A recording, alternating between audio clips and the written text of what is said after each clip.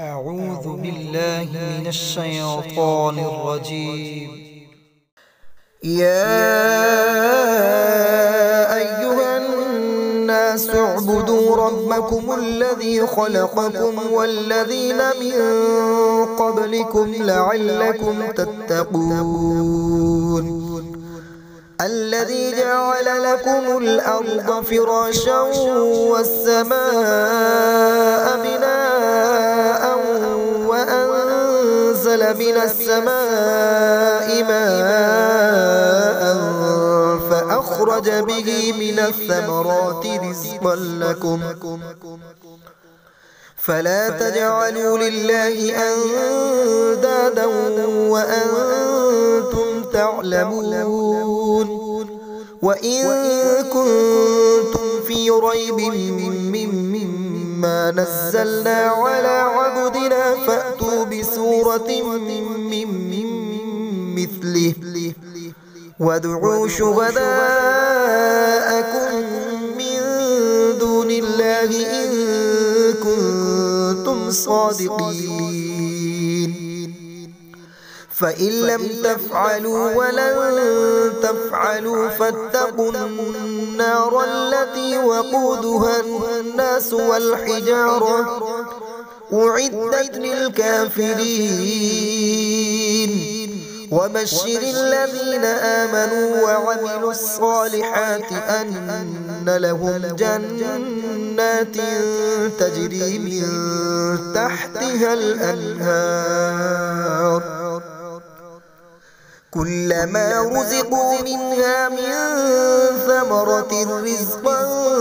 قالوا هذا الذي رزقنا من قبل وأتوا به متشابها ولهم فيها أزواج مطهرة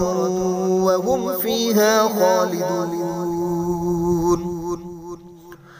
إن الله لا يستحيي أن يضرب مثلا ما بعوضة فما فوقها فأما الذين آمنوا فيعلمون أنه الحق من ربهم وأما الذين كفروا فيقولون ماذا أراد الله بهذا مثلا يضل به كثيرا ويهدي به كثيرا وما يضل به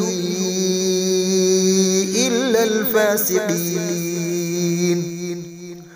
الذين ينقضون عهد الله من بعد ميثاقه ويقطعون ما أمر الله به أن يوصل ويفسدون في الأرض أولئك هم الخاسرون كيف تكفرون بالله وكنتم أمواتا فأحياكم ثم يميتكم ثم يحييكم ثم إليه ترجعون هو الذي خلق لكم ما في الأرض جميعا ثم استوى إلى السماء فسواهن 7 سماوات وهو بكل شيء عليم.